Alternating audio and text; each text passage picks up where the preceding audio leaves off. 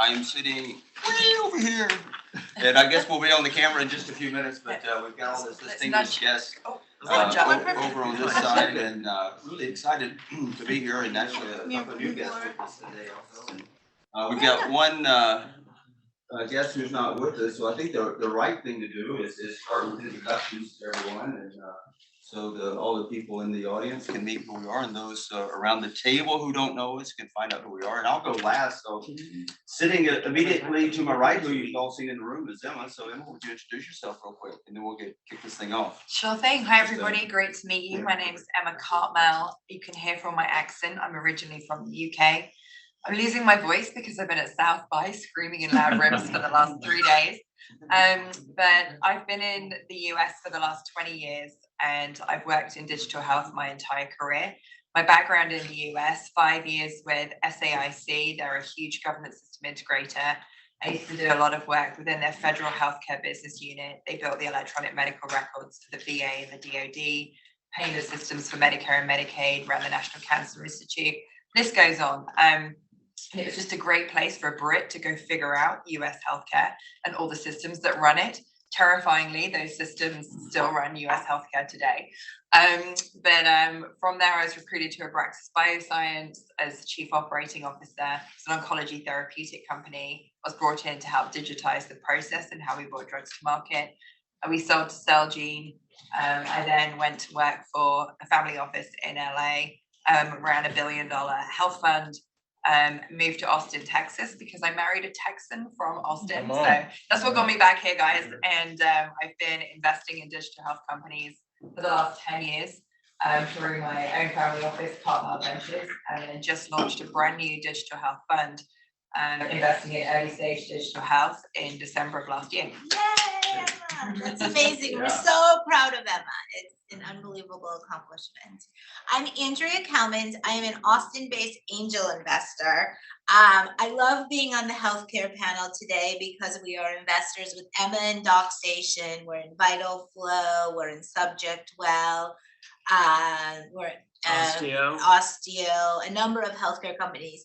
But I've also been on a crypto panel this week. I've been on an enterprise software. So I'm really an early stage investor. And as a result of that, my source of capital, my one LP, Walter Kalmans, is a life sciences expert. And as a result of that, when I said to Walter, I'm going to speak on a healthcare panel today, I said, clearly you need to be in the room because I find the early stage companies and then he does the due diligence. So that's why we have a surprise guest today. Yeah, well, Walter, glad to have you, and glad you're in life sciences. I'm the other co-founder of Lontra Ventures, which is focused on seed stage investing. We've got 45 investments, some in Austin, some all over the place. My focus is really on the life sciences side. I do consulting for large pharmaceutical companies and medical device companies.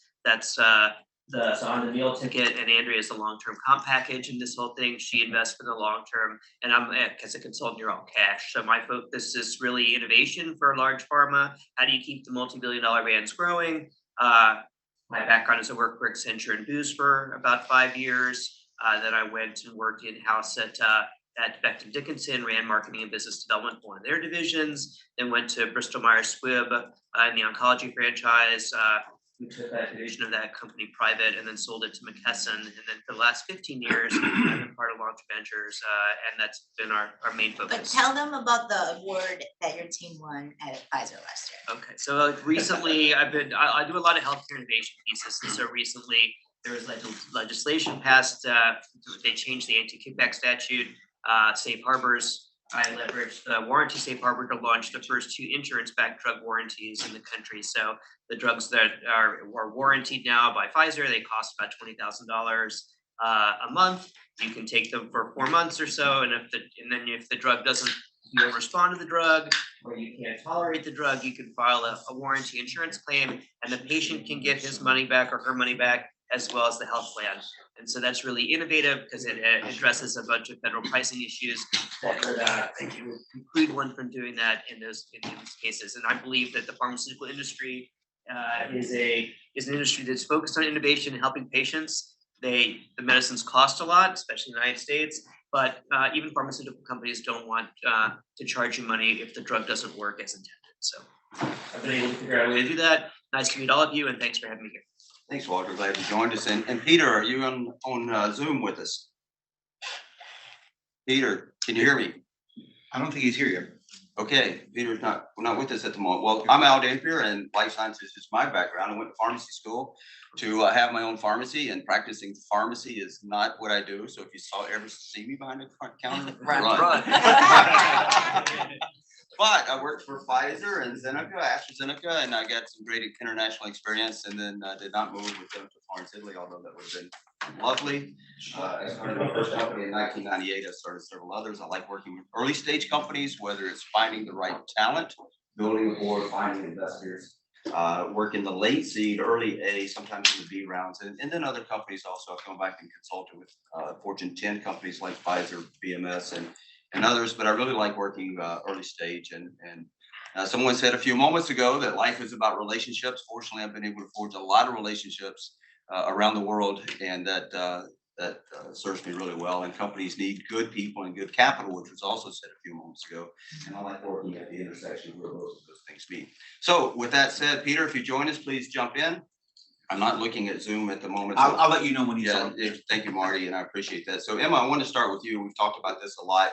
SVB is hot. Everybody's been talking about it all week long, and you've had some interesting thoughts on investments with your thesis. So I wanted to kind of kick it off with you and just talk a little bit about from your thesis. Sure. So I was out raising capital at the end of last year and just started the clock with my first close on my new fund in December. And I believe I'm really fortunate to have just launched my fund because I don't have any baggage. So this is the good news for me. But I think you're all really interested to know like what I'm investing in, like what is my thesis and how have I curated it given this time in the market. So I'll start by saying that digital health, typically you've got your life sciences, you've got your medical devices, you've got hospital systems, you've got payers. Payers are defined as large self-insured employers and the health insurance companies. I just want to focus on that lane for a moment. So during COVID, things really changed in digital health. We went from a very decentralized healthcare system where you had to get in your car and go to the doctors or the hospital or the specialist or whatever. And we sort of like shifted during COVID to you being able to sit at home and receive care, which was a huge shift for our industry. So there was a lot of legislation that enabled that to happen. And there's been a ton of tech innovation that's happened around that.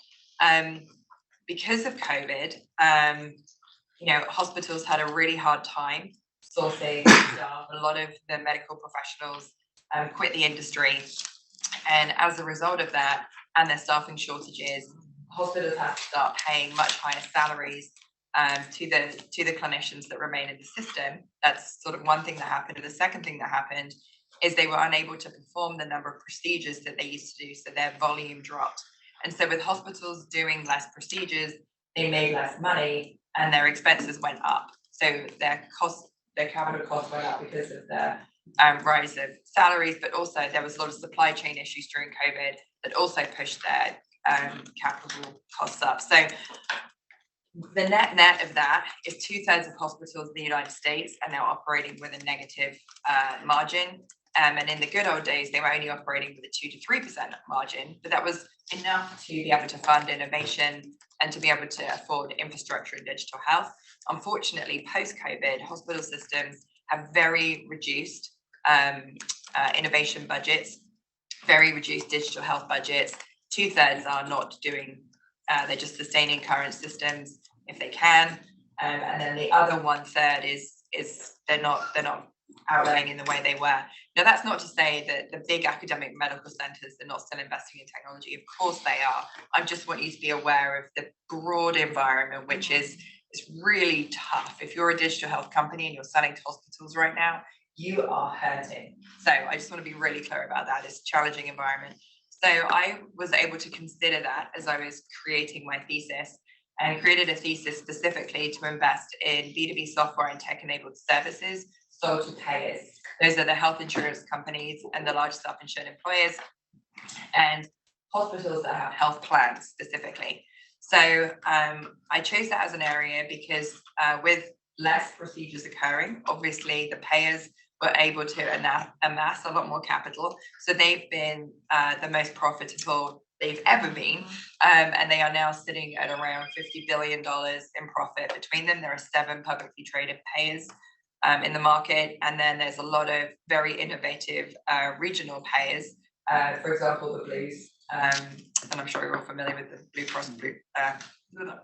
Cross Blue Shield system. And they are really looking to innovate. So the payers right now you're all looking at me going, payers innovate. That's an oxymoron, Emma, because you all have health insurance and you all have a health insurance card and it's got a phone number and a fax number on it. So first of all, this is an industry ripe for innovation. And all the big payers are trying to work out how do they engage their members to help them navigate their care so that they can be navigated towards the most convenient as well as effective. So, and then they also want to be able to figure out how to track you as you're receiving care through the healthcare system. And they want to be able to track your healthcare outcomes. And they don't have opportunity to do that today in real time.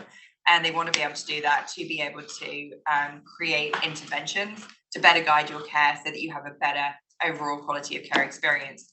In addition to that, the payers right now are looking to fund and pay for some technology solutions for the providers. And I've got a very special interest in that. And some of the initial investments I've made in my portfolio have specifically been in that category. So I'll stop there because I just wanted to give you like a quick sweeping. I would just sort of lay like 30 seconds on top of that. The good news is, I know about the Austin ecosystem. That's sort of what I do. In this little ecosystem of ours, there are great companies starting right now by University of Texas professors and all sorts of great people to solve these different problems. For instance, one that I'm working with, Harmonic Bionics, University of Texas Neurorobotics Lab professor, started 7 years ago, got FDA approval this week. It's a robotic to help people recover from strokes. It'll be the first data cloud so that you won't need as many therapists working with the patients, and you'll have all of the data as to how their body is improving. So we'll actually have better solutions than before because of the innovation that's happening right here in Austin, Texas. Nice, thank you. What about in life sciences, Walter? I mean, the things I'm excited about are both really high tech and low tech. So I mean, not as much on the mid tech, but echo some of the thoughts that Emma had brought up around different solutions around care coordination, those different pieces. I think there are a lot of service businesses that could be put together around creating lower tech solutions for care coordination, and I think there's an opportunity in that area. And on the high tech side, I see opportunities in the area of the idea of personalized medicine is only going to continue to grow for certain therapies, and so it's not just manufacturing the therapy outside of the body for one-to-one. I do see in the coming decade or so, basically engineered cells and machines to put in these things where they make the drug inside your body as opposed to outside your body. So rather than extract your cells, treat them, make them, you actually have the DNA information, you insert it, and it creates or makes the particular drug or protein that you need for health. So those are some of the sort of high tech, low tech things that I see. The mid tech, I mean, we're really trying to do more preventive care to keep people healthy. And I think some of that stuff is around changing lifestyle and those different pieces. There's a whole ecosystem around that. It's not as much my depth and my jam, but that's another piece that we can't ignore if we're thinking about health. We have to think about the holistic piece. How do we keep people healthy? And there's a whole sense of behavioral challenges and behavioral, consumer behavior challenges, I think, to address that solution. And for people interested in the high tech, next Monday, Tuesday, Jay Hartzell, the president of UT, and Jim Breyer and UTIMCO are hosting a 2-day event at over at Adele Medical School. Can you guys talk around the, I just have a quick question. Yeah. It's actually not a quick question. Can you guys? With these two, nothing is. Around the Texas healthcare ecosystem, because I mean, Texas is a really dynamic, I mean, so you've got, I think Children's Hospital of Dallas is a massive system, right? And they're a big purchaser of product. I think a couple of the other delivery systems have incubators or accelerators. So can you talk around that? I mean, do you partner with those guys or? Yeah, absolutely. So I will tag team because there's so much going on in Austin right now. We'll run down the line here. So from the hospital system side, we've got 3 major systems in Austin. We've got Ascension, which is one of the largest nonprofit systems in the country. They do a lot of innovative work and they actually do engage with local tech companies. And we do get to pilot things with them. Similarly, HCA, the system in the Austin area is called St. David's, and there's some really national innovative people that are there doing all sorts of things working with UT. And then we've got Baylor Scott and White, who have come in and brought up a lot of the primary and specialty care in the area. They actually have their own health plan. And on the health plan side, they actually do they're working with a number of companies from the local ecosystem. So that's on the hospital side, which I think people find surprising. We've got one of the largest nonprofits and the largest for-profit health system in the country here, which is awesome. And then the other thing I want to quickly mention that most people don't realize is that the VA's so the Veterans Administration's entire payment systems are run out of the Austin area as well, down by the airport. And there's a ton of VA enterprise staff here, and then we're just an hour and 15-minute drive from San Antonio, where the military health system, the Defense Health Agency, actually run healthcare out of San Antonio.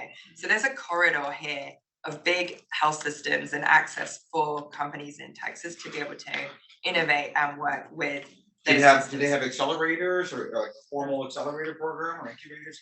The place that I know the best, and then I'll let Walter answer with respect to MD Anderson and the drug licensing aspect of this question. The place where I'm able to get the best access is at Dell Medical School because they have Minnie Kalon and Ruben, I forget his last name, who are very responsive to helping connect in the ecosystem.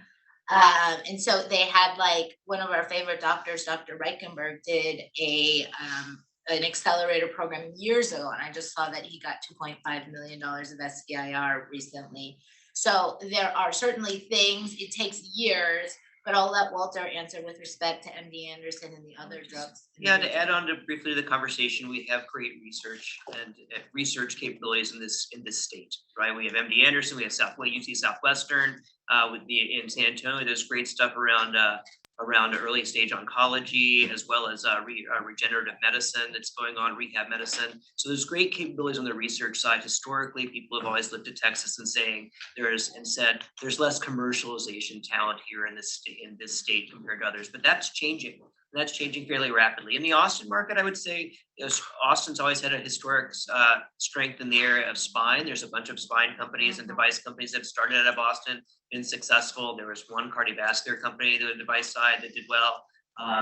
Dallas has the Riata, which is one of the companies that's been successful. And you need some of those initial successes so that you can have a commercialization capability and talent so that can populate additional startup companies that come. I think over the next decade, I'd see that growing rapidly, but the research capability has been here for decades, and it's one of the biggest research beds in the country. So a little factoid is that Texas has more engineering graduates per year than any other state in the country, including California, right? And I'm wondering if that goes to STEM and life sciences as well. And if there's a large group of, a cohort that comes out every year that's like, hey, we have skills and we can apply ourselves. Thoughts? I guess one other piece I would add, it's a separate thought, but that research and that development and that young, vibrant, new workforce, I think is definitely important. I would say Texas oncology, which is one of the crown jewels of the largest feed of US oncology. They have a great capability here, not just in treating patients, but also in working on the outcome side and developing other kind of pieces.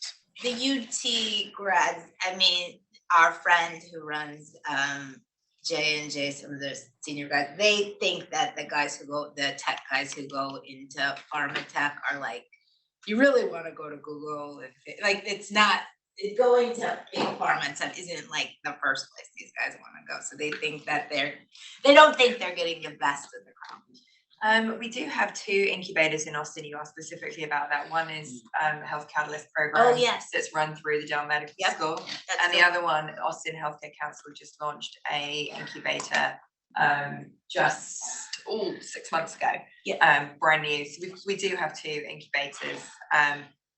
that are specifically focused on sure. health tech. And then Does Rice, Michael's Dell Actually, ATI runs health tech as well. ATI have one as well, yeah. and then Rice has, you know, the business plan competition, and then Fort Worth, they have a new TechStars physical health one. So in the state, it's pretty good. Someone else. Does Capital Factory do anything in the healthcare space? They occasionally Or is it do. mostly tech? Minimal. And because Michael Dell obviously has MSD private equity, Yes. right? Do they invest in private in healthcare, or does he have a separate, wallet somewhere else that looks at that stuff? They do. They do? Yeah. Through the medical school, they've made some investments. And then there are things like Katanograph, which, Scott from Dell Capital is on the board of, I think he's a board observer, but it is a graph data platform, and that can help you identify molecules for new drugs. And so that's a big data play that intertwines very tightly with compute. And as a result, it makes sense for Dell Capital to want to participate in those things. And that's right here on 29th in Guadalupe.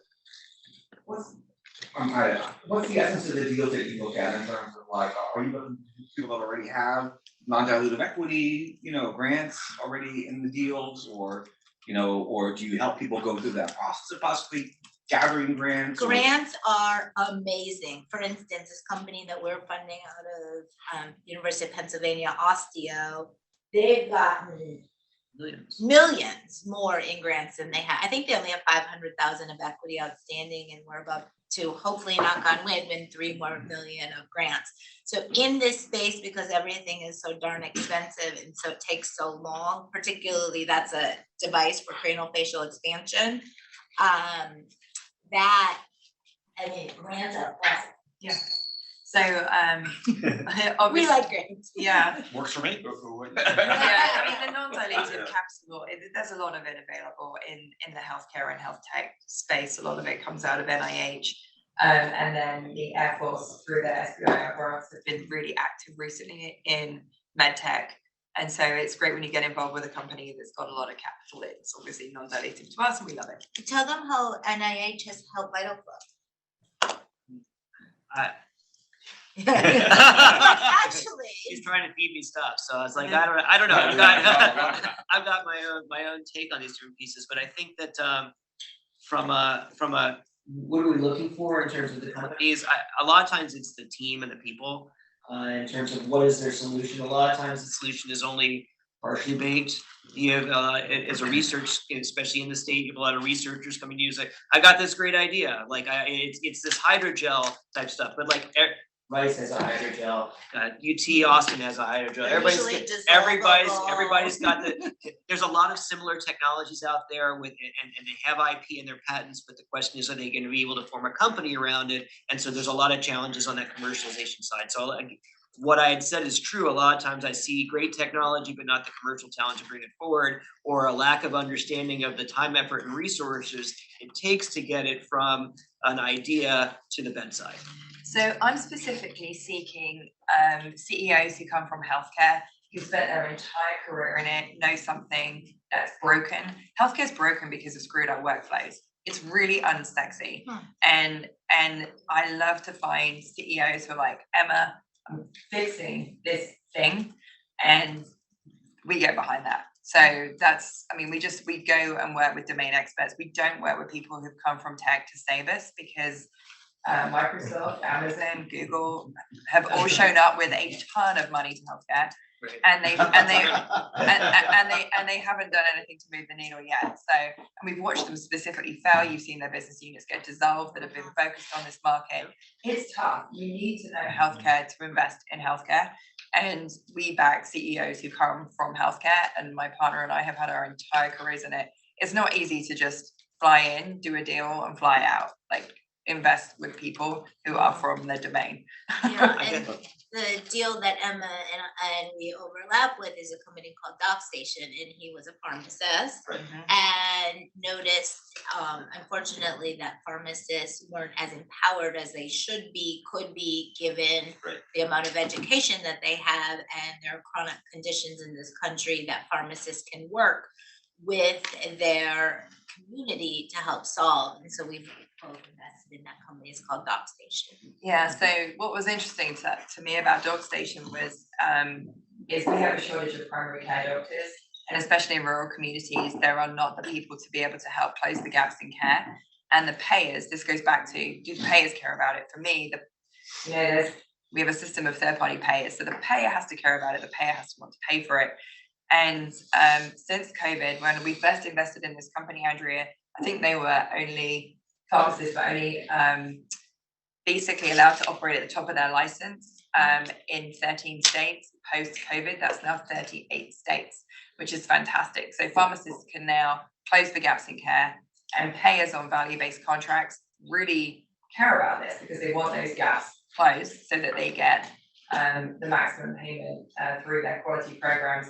And so Sam was right place, right time, and continues to raise money to scale the company, and based here in Austin. And we love the fact that he and his whole team of pharmacists that noticed this problem and said, we're going to build a technology to solve this. So they worked on both the fee-for-service side and the value-based side. So you both touched on a really critical point, although you didn't really say it, and that is the in healthcare, life science, pharmacy, what have you, regulation, laws, post-COVID, how is that changing? Because that's really changed healthcare.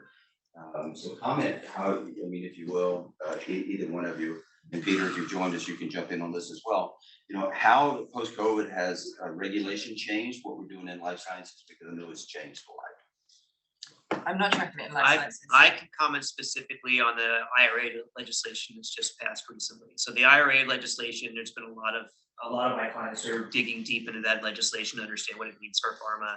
And I can tell you what it means for pharma is there's going to be less profits for pharma from the US market, because what's going to happen is there's going to be price negotiations. There's going to be some sort of health technology assessment that occurs by the federal government, by CMS, and price negotiations are going to lead to lower prices and therefore decreased profitability in that industry. I think the result of that also may be that patients may suffer because the new therapies aren't going to come out as frequently or as regularly.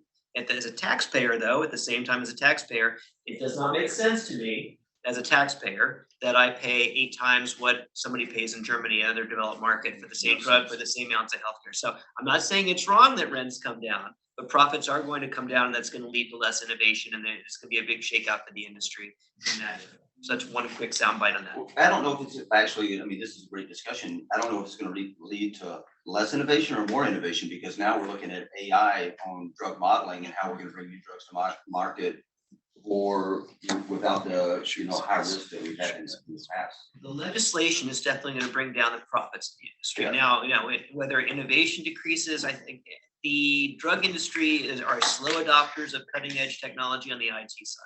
They're big on healthcare technologies, but slow on information technology. So I still think they're operating 10 to 15 years behind the consumer packaged goods industry and other kinds of industries in that area. Emma, you were about to comment. Yeah, sorry. I've got so many things I could say on this. I'm just going to say, there's a company based here in Austin called QBD Vision, and they actually created a software company. It's a 3-time founder, successfully exited CEO from biotech, who said, well, we need a process to digitize how we bring drugs to market. So their software is in the CCM space, chemistry, manufacturing, controls, and it's specifically to speed up. It's to document everything and ultimately speed up how we bring drugs to market. And it's really digitizing the whole CCM process, which this will sound so alien to somebody around the table because every other industry has digitized themselves. This is just happening with pharmaceutical companies, and I'm on the board of this company. I was an early investor in it, and they now work with 4 global top 10 very large pharma companies. But it's slow work. It's slow, tough work getting them to digitize. Once they've digitized, you can do the AI. You can't do the AI until they've digitized. Right. So there's a lot of like cart before the horse. So a lot of people get excited about technologies for the pharma space. And you just said a key thing. They have to invest in information technology before we can invest in exciting health tech I applications, like that one, right? yeah. So And could you comment a little bit when you're down the construct about the silos that you need to bust as you do each study, everything's stuck in the silo? And how are you, what are you seeing in terms of, when they pre-sign, are they pre-signing differently to open up their data? That was a fact of getting the real pool data. yeah, getting access to the data is really challenging for a lot of med tech companies, and there's not. It's hard to do it safely, right? It's hard not to get exposed. It's hard not to expose a PHI, and you're very open to cyber attacks. And so there is a company based half here and half in California. I'm just trying to remember, Beekeeper AI. They're a new company in this space that are doing this really safely. They just hit me. They just pitched me actually. I found them really interesting. Haven't done diligence on them yet, so don't anybody take that as an endorsement. Just something. It's an important space where again we've got to innovate. I'm telling you, I don't know what the answer is, and I'm seeing companies emerge now, and I'm looking at them carefully. Another company similar here in Austin, founded by an NVIDIA fellow, Iman, and a UCSD professor is Protopia. We are obfuscating data before it moves and before it goes into models. And as a result of that, you can do safe AI on data. It's called Protopia. Yeah, I'll give it a minute. Since we're talking about data, it's always been hard to get data from the market access companies, health plans, and what have you. I know it's more readily available through Medicare. Any thoughts on that? Access to the data?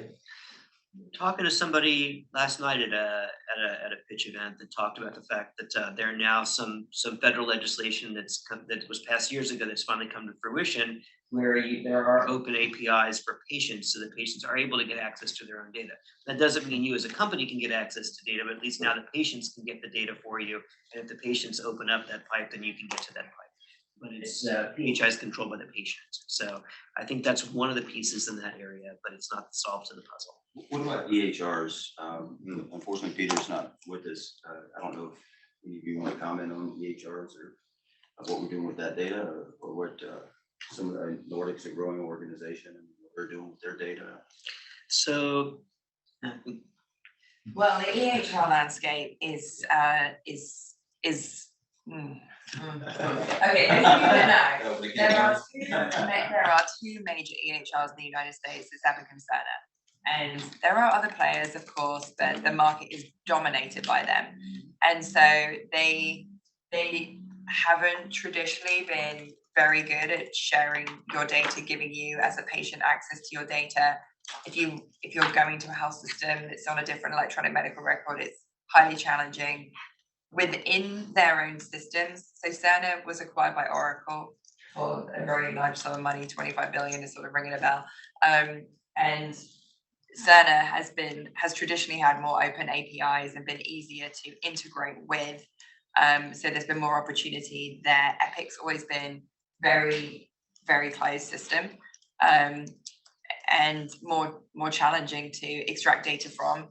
It's been very hard for the startup ecosystem to work with them. They do through something they call it the Apple Orchard, and it's not true deep. These companies, these digital health companies that are working in the Apple Orchard have not until very recently this year been able to build those deep integrations into Epic. And there are now tile systems that you can build those deep integrations through, but this is very new, and companies with a lot of capital are kind of working on it right now. So, are digital health companies selling their data? Yeah, some are. Some that's their business model specifically. But not Epic and Cerner. Do you guys consider speed to market when you're investing, number one, and secondly, what are your thoughts on this bifurcation in healthcare that's going on? I mean, if you're wealthy, you've got a pharmacy, you're a doctor, you have access to medicine, all the talks about longevity, you get special checks on whether you've got calcium in your veins, blah blah blah, right? Versus the average guy who has to go to like a factory hospital and wait in line and et cetera. I raised that when I was at University of Pennsylvania, the a girl had a minor injury from a sporting thing, and there was a guy who had like been shot, and they were like sitting side by side each other at UPenn Hospital, right? And you're like, which one gets service first? Yeah. One's father's is pretty wealthy, right? Anyway, your thoughts? Speed to market and then the bifurcation in healthcare. I mean, speed to market is a factor, but it's, Somebody's logged in, needs to mute. but it's not the factor that I would evaluate for most of the deals I would look at. I think it's really the quality of the idea, the problem that they're solving, as Emma pointed out. Where's the pain? What's the problem? Are they knowledgeable about solving that particular pain point? The second answer is on equity. Equity is an issue in the United States. Health equity is a huge issue in the United States. And globally, honestly, and it's something that the industry, all facets of the industry are trying hard to figure out how to solve. And the advocacy community is helping, but it's still a thing that's going to take a generation to really address and work through the system. And Walter mentioned last night at the Wharton event that we had, there was a kid pitching advocate, what was it, care coordinators, and it got paid for by the system and by payers. And I think like both of my parents go to Mayo, for both of them have rare cancers, and Mayo has done the most extraordinary job on the planet of keeping my parents alive. My dad for 15 years and my mom for over 5 years. I mean, they're unbelievable. The fact that my dad had access to a protein machine that took proton, where I don't even know what it is, but he had 20 minutes of therapy. He had 20 minutes of radiation that in the old days would have been 35 treatments in 20 minutes a time. I mean, that's stunning, and I'm so grateful. But He got that from his regular health insurance, or yes? I think he has. What's he have? He has some sort of medical. I'm like, what does he have? I think he pays extra at Yes, but he net, donates to me. Well, that makes a difference. well, but he is. I mean, he is Medicare. He's Medicare. I'm just saying that, so that gets back to the whole bifurcation of the healthcare Yeah. system, right? Yes. So on speed to market, I would say I'm investing in B2B software and tech-enabled services. I invest, so we call it late seed, and I want to explain what that means. The company's typically doing 2 to 3 million in ARR. They've got clinical data. They are working with health plans, but they won't yet have a national enterprise contract. That's when we invest, right before they get their national MSA approved. And so that's at approximately the 4 to 5 year time frame in the life cycle of the company. This does not align with B2B software tech KPIs. And for that reason, I would just say we avoid doing deals with mainstream tech VCs from Silicon Valley, because they come in driving those KPIs, and it sends the company sort of like into a tailspin, not focusing on the right things. And so the speed to market piece, we time when we enter, knowing how long it takes to get that initial data, because the data is key to getting those enterprise contracts. So that's what I would say on the speed to market and market timing. Bifurcation of the market, we are investing in mainstream solutions, right? We are investing in, if the third party payer is paying for it, then we're investing. So we're very focused on Medicare, Medicaid, commercial insurance, and innovations in those insurance categories. There is a small slice of the market that is external to that is paying privately. We're not investing there. In a similar fashion, we're not doing direct to consumer investing. That is, again, private pay primarily. I focus where the majority of the money is and where the majority of the exit opportunities are. So there has to be like an insurance code Does for you to it invest. really does? There And I has get to be. people coming and say, is there an insurance code for this? And they if there's say, not, "Nope, I not." will not invest in it. That's Yeah. right, exactly. Yeah. Okay, got it. Hi. Do you see any innovation in the shoppable services in the health facilities here? What do you mean shoppable? So we have a list of shoppable services Yes. that with the common price list across different hospitals, right?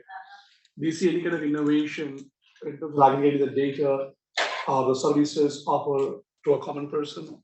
Oh yeah, there's so many. So this was basically forced into effect by legislation, where hospitals now have to show how expensive their procedures are. And so there were a ton of companies that sprung up overnight, point solutions is what we call them, and they do that one thing. And some of them have survived, some of them haven't, some of them have integrated with the EHR, some haven't. That was a big sort of like space where I was I had just a huge influx of entrepreneurs presenting stuff to me about 2 years ago, and that it's sort of come and gone, and the results are, I mean, it's still not. I'm going to say that as a consumer of healthcare, it's hard to find out how much a procedure is going to cost. Still. And it's because they don't actually know what's going to happen when they get into the operating room. You know, maybe you need a second anesthesiologist to come in and do something else. Maybe you need it's hard to completely predict how much something's going to cost in healthcare before you have the thing done, because when they cut you open, they learn a lot. And do you see any innovation in the monetization of those services? The monetization of the Yeah, service. any solution that's addressing the monetization? I don't know. He's having a great day. So in terms of those solutions that you're seeing by the entrepreneurs, do they have any reliable monetization platform? Oh, you mean the point solution? Yeah. I mean, it's the point. So the point solution is. So it's not a big opportunity. It's not something I would back in venture. It's something that an angel investor might put a little money into, and it will get rolled up into an electronic health platform. And it will be a very small amount. It's a feature. Yeah, it's a feature. It's not a big team. It's not a big X opportunity. I don't invest in it. So my question was Ben Franklin right? He's right about a lot of things. But was he right about healthcare?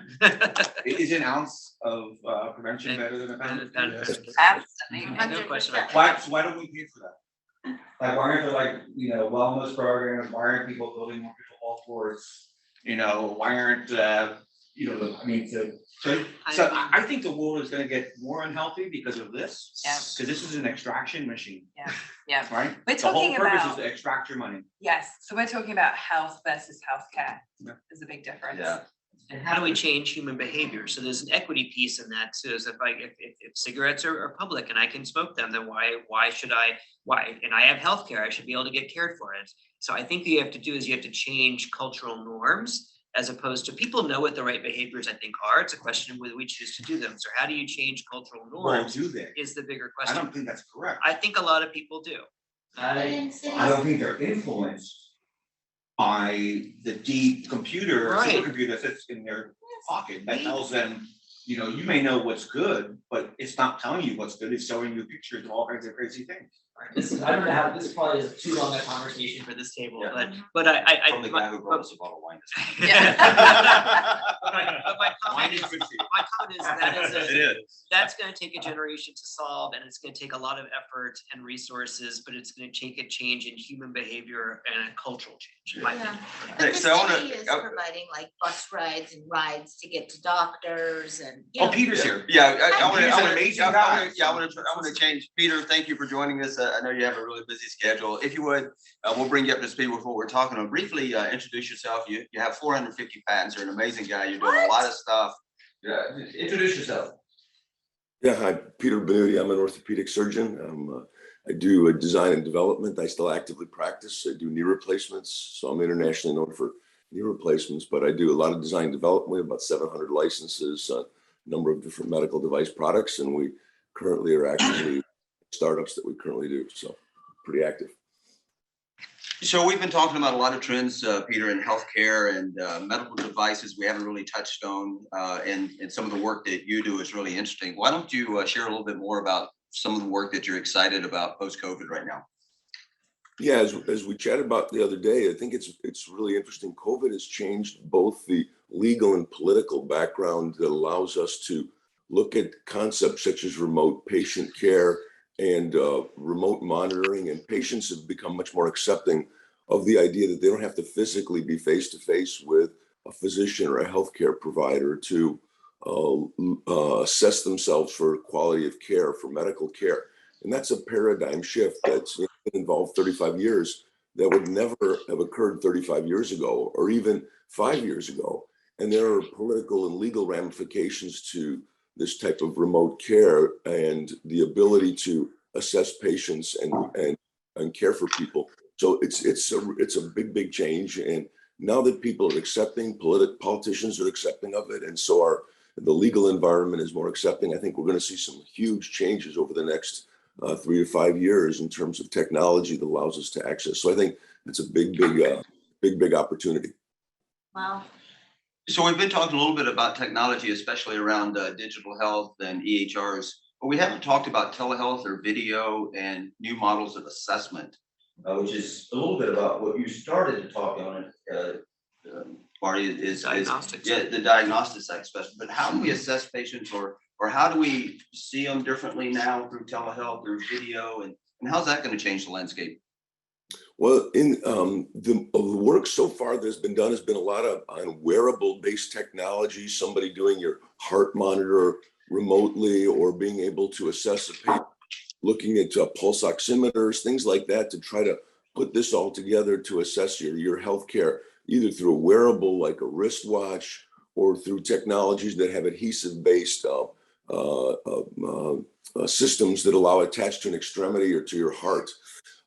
Those only work though for certain aspects of medical care, for general medical care. And as I believe the future holds a lot in terms of video assessment, modifying what's called human pose estimation, which allows you to use a simple mobile camera to do a 3D assessment of your activity, motion patterns, acceleration. So you will have a 4D assessment of your activity. So for musculoskeletal care, psychiatric care, neurology, this whole area opens up, and also will allow you to look at a new way to do patient records and video assessment for patient records. So it's going to change how we think about care.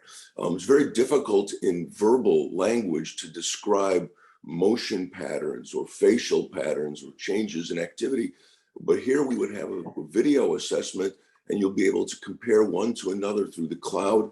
And there's systems that now within a half a second can determine changes in your entire body in 13 separate joints simultaneously and tell you if something has changed. And we can also use that as part of our electronic medical records.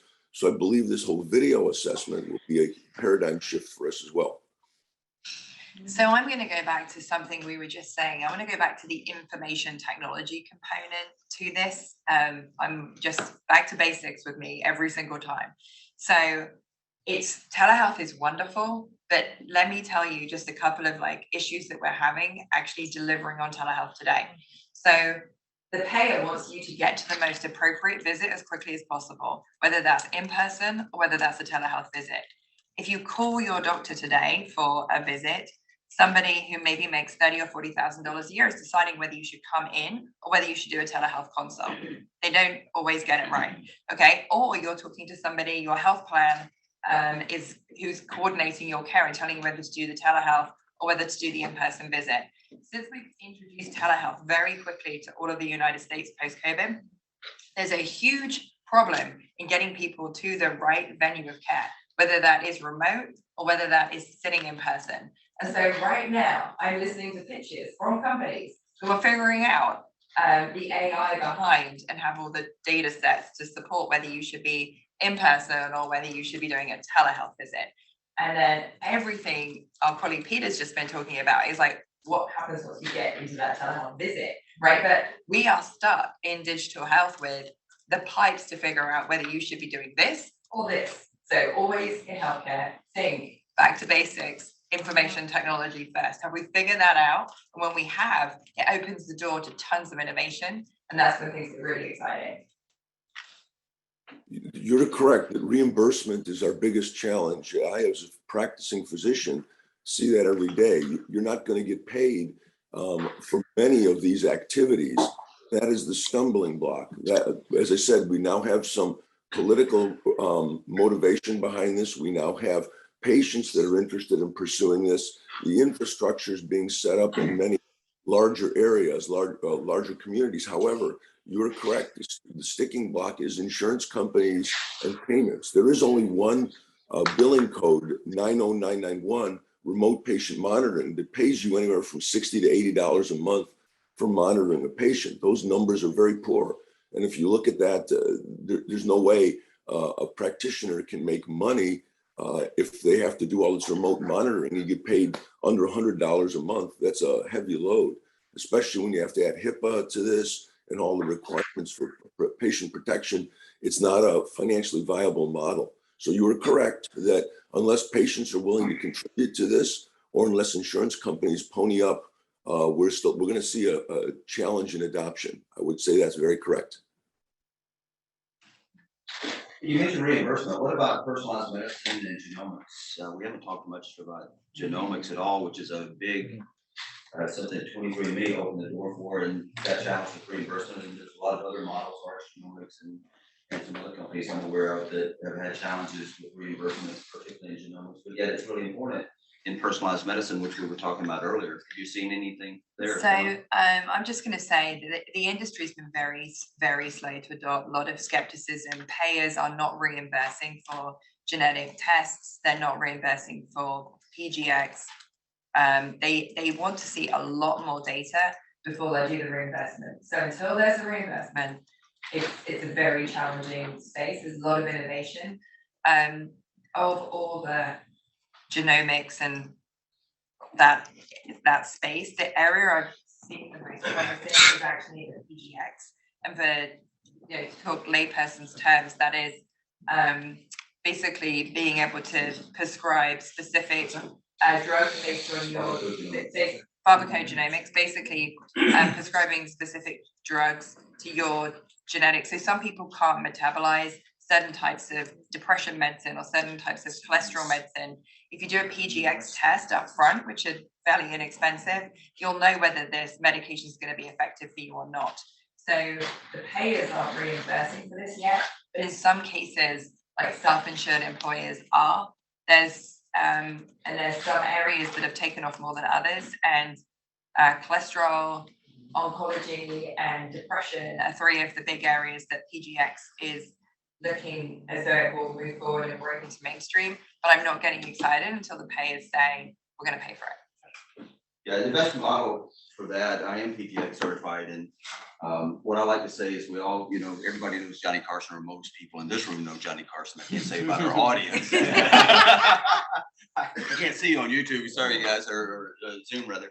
But everybody knows that Johnny Carson would drink one drink and get drunk, and or at least so I've been told, and we know somebody who's like that, but yet his wingman, of course, 10 drinks or what have you, is still going. And what else that tells us that people metabolize alcohol differently. We all know that. We metabolize caffeine differently, drugs for our cardiac diseases differently, and for many other drugs differently, and that's what PGX really focuses on. And it's novel concepts that have been not yet to be adopted. So I think being slow to invest in those types of companies is what I'm hearing. Andrea, I wanted to turn to you. You're the angel investor on the panel, but yet you're very diversified in your portfolio, which I really like and admire. Oh, so what, as an angel investor myself, so what do you have to say to angel investors as you're looking at healthcare deals particularly? Well, I think that there are so many ways to look at different industries, and Walter and I, we just love to find people who are doing just really, really interesting things. And so our friend IvyFON, he worked for Everlywell here in Austin before Julia Cheek wrote him a letter to get into HBS, because she's one of the big HBS success stories lately. And he wanted to solve the problem of helping digital consumer healthcare products, get to market. And so we've created a company called Front, which is basically, there's so many electronic products or salves or vitamins that are promoted to me on the internet, but wouldn't it be great if my doctor or a doctor actually made a storefront for me so I know what they recommended? And so it becomes a little bit more personalized. It's consumer products, but the doctor then makes money by setting up the storefront, and I feel good about it because it's endorsed by either my doctor or a doctor. And so that is sort of a company that isn't going to be terribly long to get to market, like some of the other things that I've invested in. I think I was probably naive. I didn't have as much experience as Emma in knowing how long the case studies would take. And so that's kind of a fun one that I like to look for, a combination of an awesome entrepreneur, a quick path to revenue, a problem that we understand, a local kid. It's kind of all the juice that I like to see. Only 10 minutes. Okay, cool. We're solving a commercial problem. Problem with the digital health company was it cost me so much money to acquire a new patient, a new consumer. And so the Yeah, it's the problem that he was trying to solve that he found it really well. It's like, gosh, it's expensive to get people to actually buy this product off the shelf for my genetic tests, and acquiring a patient cost me X. And he's like, how do I scale that? And so that's the problem he's trying to solve. So again, entrepreneurs trying to solve a problem, and really clear on the problem they're trying to solve, and then executing against that problem. So in technology, I can think of a number of companies right off the top where they're not really producing any revenue, but they have high valuations. So are we seeing that in healthcare, digital health models, or only is that? Not now. So 2023 is a beautiful year to start investing in digital health. It's a great year to start a digital health portfolio. Things were really overpriced in my opinion, in 2021 with this big push of telehealth companies and the change in legislation. We had a lot of fly-by-night investors drop into this space and dump a bunch of capital, and honestly doesn't really know what they're investing in. But I think right now there's some phenomenal deals. I mean, I feel bad for the entrepreneurs. There's just some really good deals right now. They are doing good work. In my case, we're looking at these pre-national contracts, and they're in exactly the right place at the wrong time for their own valuation, which is a great time to be investing for us in this space. Yeah, So, and you started with Silicon Valley Bank, and I think that it comes full circle. Yes, there are good valuations. Yes, we're extending around. We're so if someone had around last year, we're opening them back up. All of those things are good, but lines of credit and the debt opportunities. This is a fight, live another day to keep fighting kind of environment, because there will be some good companies that will get knocked out, not because they weren't doing good work, but because the environment is, especially these national contracts, if one reorg and you're delayed by 2 quarters. yeah. Let me ask a question for you guys. Hi. So when we look at telehealth, it seems like there's some restrictions, difficulty with an individual ratepayer versus telehealth for companies, school districts, which are self-funded medical, which are very high medical expenses, right, per populace, right? Leander, so for our Austin people, Leander School District, which is the biggest school district in Central Texas, since we're in Texas. And they've used telehealth and dropped their cost 25% with approval rating from the teachers at 90% telehealth. Right. So what I'm saying is like, when I'm hearing some challenges that you guys are bringing up, but the same token is that what I see at the company level, more than just school districts, that it says it highly says this is great. They love it. I love that statistic. No, I think that's an accurate comment that the telehealth on the primary care side in particular can solve a lot of challenges, especially for a mobile workforce that needs to be working, et cetera. I think it definitely solves a lot of problems on the primary care space. It's much more difficult to solve a cost issue on the specialty care or the chronic care patients, but on the primary care side of patients, I think it can really create a lot of value. But that's only a small component of the cost of healthcare.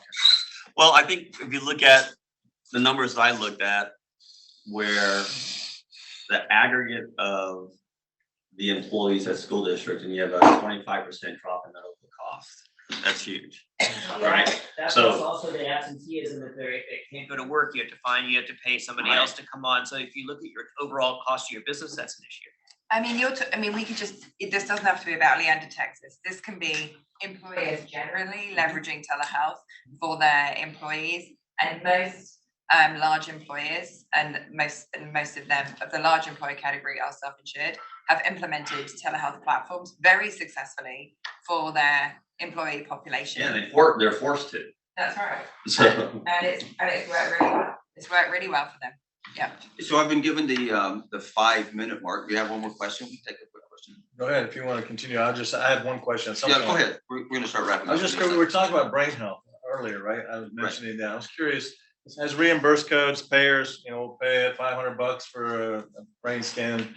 What are your thoughts? There's a lot of interest, right, in cognitive, but I feel like the medical community, maybe Peter has an opinion on this, is slow to adopt anything outside their normal sort of box. If you know, right? they are really slow because they're looking for clinical data, right? They want to see a lot of data before they'll change the way they diagnose or reimburse for a procedure. And so they want to see enough data, and depending on what the thing is, enough is a different metric. Yeah. And Peter can probably be more specific. It's actually, we already have payers pay, there are reimbursed codes Yeah. for EEGs, I mean, it's nothing new. It's just reduced the time that it takes to get it done, except from an hour to 10 minutes, so. But I just want, this company has done really well, but I'm wondering, you know, like, the data is a massive amount of data, but it's just a challenge, I think, of adoption. And then you've got to get out old-fashioned selling, right? On doors, Yeah, yeah. and go talk to and convince. So Peter, I want to start with you. We're going to start wrapping up. We've got about 5 minutes left, and we'll go around the table and end up with them, and we'll just go circle around here. But I want to start with you, Peter. Two questions to kind of answer, and you can throw in anything you want to say with that. Is what technology or trend are you most excited about in healthcare, and what advice do you have for investors? So if everyone would kind of focus on that, and then add any comments that you might have. Okay, so the technologies that I'm most interested in as I think are digital care and this concept of allowing remote care. It's a paradigm shift, and it's going to allow all specialties to really improve the quality of care and the efficiency of care for patients. I did want to briefly comment on the reimbursement question previously, because reimbursements are a huge challenge from the insurance carriers. And the biggest problem is they require level 1 prospective randomized studies. So it's not amount of data that you have to have very specific data. And level 1 prospective randomized studies without some type of paid financial consultant, part of that investigation group, is very difficult to collect.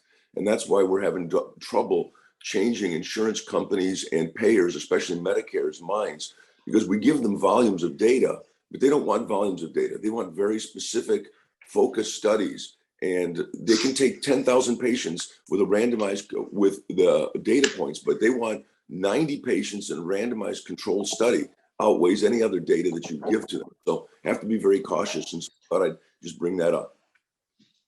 Thanks, Peter. Walter. So on the high tech side, I really like the idea of therapies that are new, searching for new therapies. This is not just digital health, but new therapies that are going to change the disease course. So what I mean by that is something we used leeches just a century ago to treat patients, right? We don't use leeches anymore, but there's a lot of things we do in healthcare that we really have not solved, and we really don't know what's causing the problem. So I do believe that on chronic diseases, many areas, looking for the thing that's going to transform is important.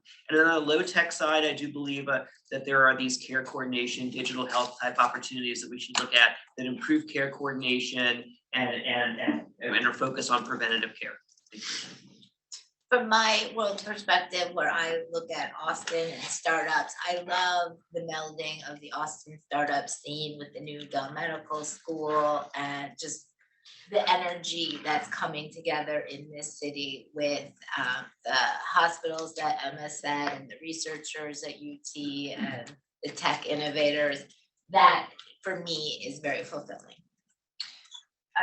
For my tech and trend, I'm actually really big on alternative caregivers. So I want to say that, but what do I mean by that? So there are 53 million family member caregivers in the United States who are unsupported and untapped into to provide better care. So that's an area, and within that theme, I think enabling pharmacists to provide care, especially for chronic diseases, is really valuable. And then you asked the last part, which was what advice would I give? If you're going to invest in health tech, or life sciences, invest with people who've spent their entire careers in that space. Right. Yep. Thank you. So, Marty. any thoughts on these like miracle drugs like Wegovy or Ozempic, stuff like that, where you get this incredible weight loss, or Anecdotal. The Wall Street Journal says the minute you stop, you gain 70% back. That's all I know. I read it last week. No, I have no comment. Yeah, I agree. No comment. interesting. Fantastic. Thank you.